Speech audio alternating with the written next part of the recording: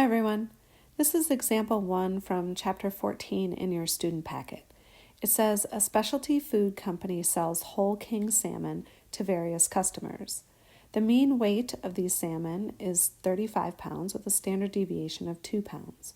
The company ships them to restaurants in boxes of 4 salmon, to grocery stores in cartons of 16 salmon, and to discount outlet stores in pallets of 100 salmon.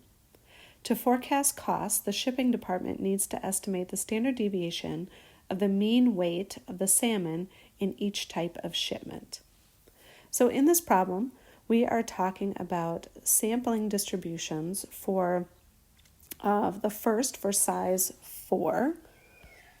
Then we have samples of size 16 and then samples of size 100.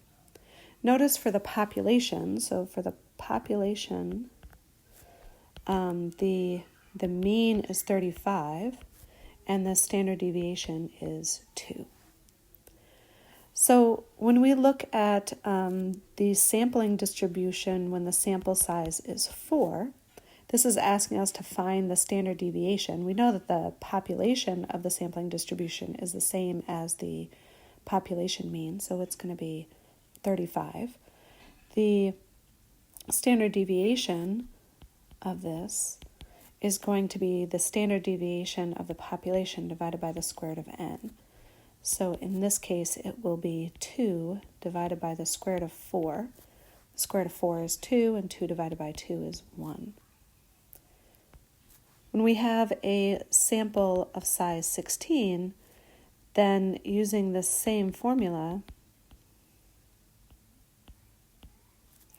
we have that the standard deviation of this sampling distribution would be 2 divided by the square root of 16, or 2 divided by 4, which is 1/2.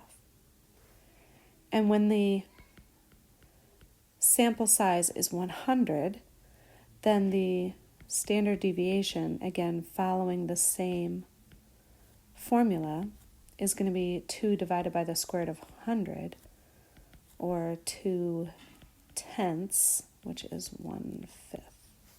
So you can see that as the sample size gets larger, the standard deviation of the sampling distribution gets smaller.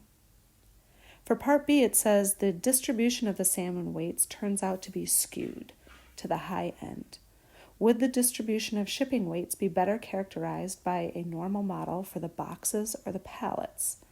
So if the population distribution is skewed, then we have a limitation in that we need the sample size to be big enough to follow the normal model. So in this case, it's talking about the boxes, which were size 4.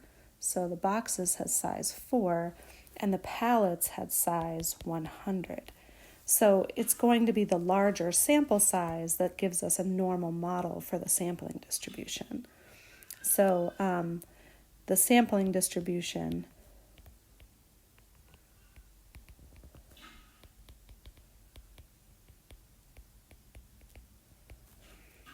for the pallets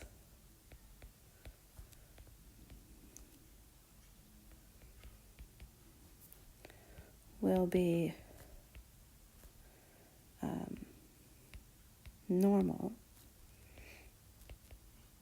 because the sample size is large enough. So large enough in spite of the fact that the population distribution is skewed.